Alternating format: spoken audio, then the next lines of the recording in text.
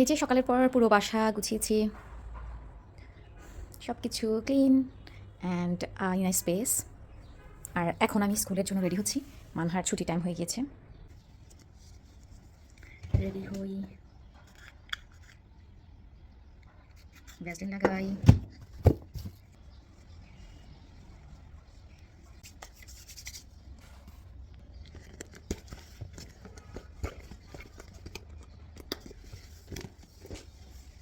এক ফোন,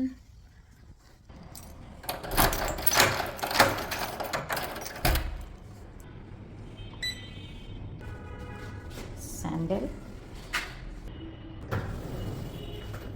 আমি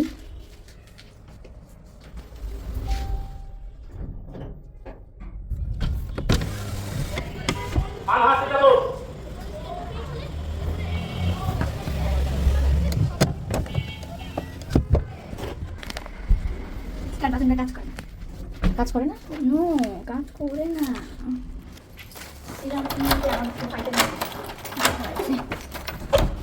আসসালামু আলাইকুম।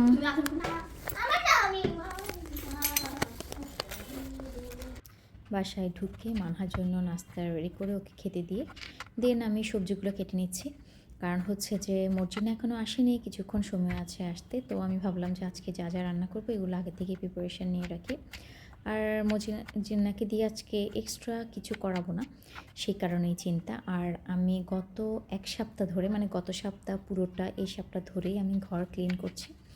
আসলে শর্মি চলে যাওয়ার পর, সব মেহমান চলে যাওয়ার পরে আমি ঘর ক্লিন শুরু করেছি এবং পর্দা একদম ডিপ ক্লিনিং করছি। পর্দা থেকে শুরু করে সব কিছুই ক্লিন করে নিচ্ছি, যাতে আমার এই শীতের আগে মোটামুটি বাসায় ওঠার সময় পর্দা মানে ক্লিন করে লাগানো হয়েছিল। দেন এখন যদি একেবারেই ক্লিন করে ফেলি তো আমার আর ঈদের আগে এই ঝামেলাগুলো আর করতে হবে না। আর শীতের আগেই আমার একটু ক্লিন করতে ভালো লাগে, পরে শীতের পরে আরেকবারও ক্লিন করে থাকি। তো তরকারিগুলো কেটে গুছিয়ে নিচ্ছি। ইন্তিসার আজকে 12:15 স্কুল ছুটি, আমি আর ওকে আনতে যাব না, ওকে ড্রাইভারে নিয়ে আসবে।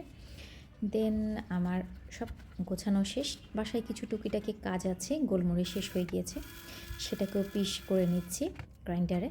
তো আমি ছোট জার, যেটা হচ্ছে বিট লবণের একটা জার, সেটার মধ্যেই গোলমরিচটা রাখি। এটার ইজি ওয়ে হচ্ছে এই যে ছিদ্রগুলো আছে ছোটো বড় ইচ্ছে মতন দেওয়া যায়। ইন্তিসার তার ডিমে ইউজ করে, আর এটা ইজি হয় ইউজ করতে। তো সেই জন্য এই জারে কিছুটা গ্রাইন্ড করে সবসময় রেখে দিই। দেন তেল কেনা হয়েছে, বাট তেলের জারগুলো সবই শেষ হয়ে গিয়েছিলো। এগুলোতে তেল ভরবো ভরবো করে টাইম করতে পারছিলাম না, সেটাও করে নিচ্ছি। তো আসলে দেখা যায় যে বাসায় সকাল থেকে আজকে ভালো লাগছিল না, কিন্তু যখন একবার কাজ স্টার্ট করি তখন দেখা যায় যে আসলে এনার্জি মানে চলে আসে, এনার্জি মানে পেয়ে যাই। তো দেন সব কিছু কাজ আসলে একটু একটু করে গুছিয়ে যখন রাখি তখন ভালো লাগে। আর দেখবেন যে আপনার ঘর যখন গোছানো থাকবে বা সব কাজ যখন করা থাকবে তখন মনটাও অনেক বেশি ফ্রেশ থাকে। তো এইভাবে আমি এই টুকটাক করে কিছুদিন পর পরে কাজগুলো গুছিয়ে নেই। আর পরিষ্কার পরিচ্ছন্নতা সবসময় ট্রাই করি, এটা ডেইলি আমার কিছু উইকলি কাজ, সেগুলোই মানে সেভাবেই করে থাকি টাইম করে করে। দেন আমি আমাদের পাপোশগুলোও এর মধ্যে সবগুলো ধুয়েছি, নতুন পাপোশ দিয়েছি।